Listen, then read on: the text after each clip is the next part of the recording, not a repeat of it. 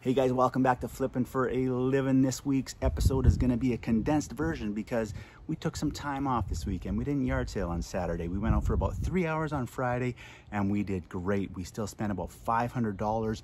We're going to resell this stuff for well over $2,000, maybe push $2,500 again. So a great few hours invested this weekend.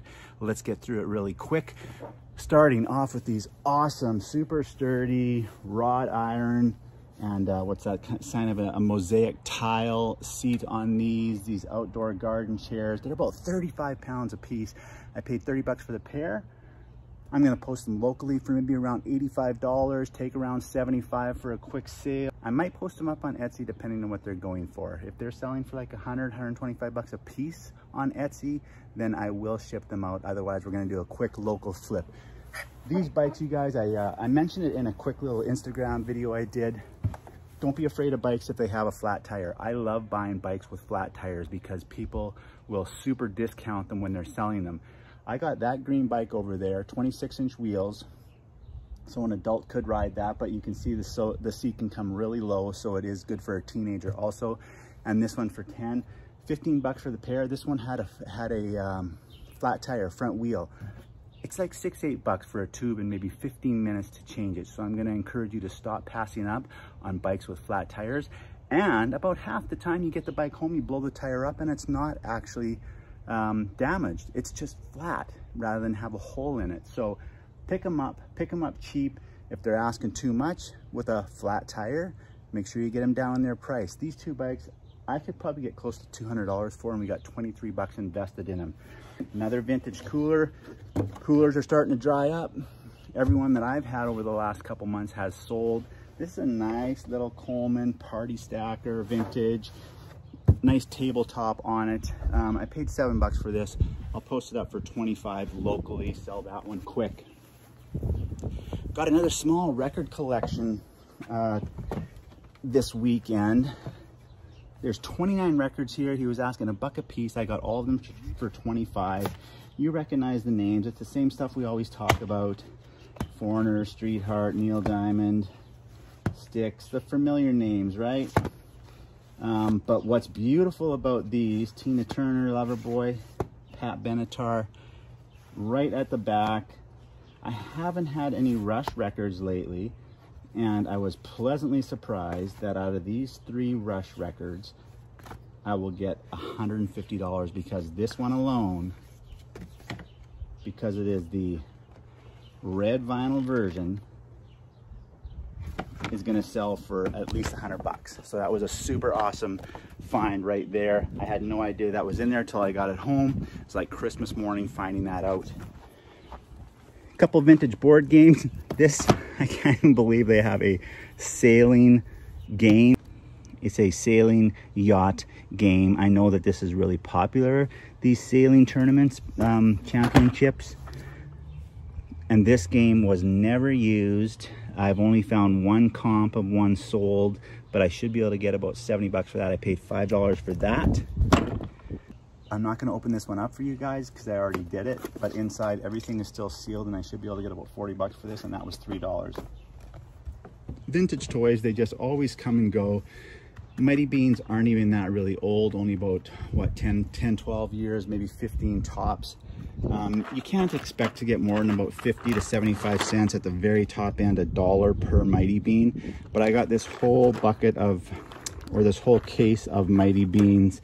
There's 50 of them for $3. So even at 50 cents a piece, we should get 25 bucks out of this. Wicker basket, $2. I don't know. Can you ever have too many wicker baskets? I think not. Just a few odds and ends here. Little bin of Lego. This was $3, including the case, and it has, I think, 4 or 5 figures in it. So that'll be good money right there. I'll easily be able to resell this little lot for $25 or $30 off a $3 investment. One sealed DVD set, Chuck Norris, Walker Texas Ranger, paid $2 for that. That's selling for about 25 on Amazon. I did not test this, but it was 50 cents. Little handheld recorder, we all know, or if you don't, start looking out for those because you can usually get them for $1 or less, and they sell for $20, $30, $40 or more, depending on the brand. I'm just gonna keep this because I've never had one. One of these vintage egg beaters. This one is slick. It's like it was never used. They only resell for about 15, 20 bucks. I paid $1 for that. This, unfortunately, the box is kind of trashed, or I'd get quite a bit more for it. He does sell for about 50 bucks, brand new. Paid $1 for this, but you can see the box is wrecked, but it is still complete. So I think I should easily be able to get 20, 25 bucks for that. This was a big investment of the day. I spent $100 for this Aerial Pilates machine. Put it all together, it's complete. It has all these different bands underneath here. You can set different resistance levels, make it harder, easier. It's in really nice shape. These things are still selling pretty frequently on eBay for around $700. I paid $100 for this. I'm thinking even if I get 300 or 400, I've done really well, depending on how quick the flip is, but maybe we'll get closer to 5. This could be a really big win for the day. Love spending $100 and making 300 or 400 bucks, which I will show you in a minute. We're definitely gonna do. Well, I think you can see right there what I'm talking about. Last couple things here. Got some vintage Slim Shady in the house. These 5 jackets cost me $20. This North Star brand, it's a nice jacket. I don't think that's anything special. My son already said he's probably gonna keep it, as well as this quilted scorpion jacket when fall and winter hits again. If you have any idea what logo this is, help me out. This is a really nice Mecca Sportswear jacket. These guys are out of Minnesota. Yeah, they're out of St. Paul, Minnesota. Jacket's in great shape, so I basically paid $4 for that, but I have no idea what college that is. I think it's Catholic, I believe, but if you know, help me out. And then we got the 2 Slim Shady. Yes, M&M did have a line of clothing back in the 90s. These are a little bit faded, but I don't think that's gonna deter anybody from buying these. $4 a piece. These I will probably bulk together, sell the 2 for 50 bucks, make a quick sale, take a little bit less, but we're gonna push that inventory through and move on to the next thing, because there's never gonna be a shortage of things to buy. So I got another fireplace kit. This one is more of a brushed nickel rather than brass. It's complete and really nice shape. I paid $10 for this. I'm hoping to get $50 for that. Again, we'll double check on Etsy. I didn't comp this when I bought it.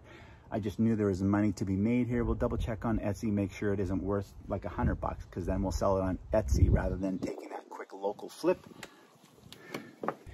These stools I might just keep for extra seating around my little outdoor teak bar here, because they are a nice height for that, but it was $3 for the set of 10. If I don't keep them, I will sell those for about 50. So here was the big purchase of the day. Wii U console, Wii Fit, $200. What they were trying to sell was the Wii U, and this thing is mint in the box, you guys. I looked over it, everything's in there. They've kept it all in Ziploc bags. Not a tiny single scratch on the screens anywhere. Perfect shape. 4 controllers with nunchucks, some amiibos, and these games. That's what they were including for $200. Then they had to the side a stack of Wii or Wii U games, $10 a piece. And here's why I love these people. You know how sometimes you see people and they have a stack of video games at their garage sale? Doesn't matter what brand it is, but let's just say Wii, for example. And it's all like Disney games and princess games and mine games and sports games. And they're worth like $1 or $2 a piece, and they're asking, say, $5 right across the board. But there's nothing even remotely worth $5 there. You know what I'm talking about, right? It's so frustrating when you see piles of games like that and you're thinking, those crappy games, when they came out, were the same price as the good games. And these people, for whatever reason, just bought all garbage games instead of this family, who bought every good game. So they had these all priced separately. They were asking $10 right across the board. I mean, look at those titles: Mario Kart and Zelda and Pokemon and Kirby. Amazing titles. So I was super stoked to see that. And then I saw the $10 per game price. I picked out these 14 games. I set aside 5 or 6 other ones they had that I didn't want.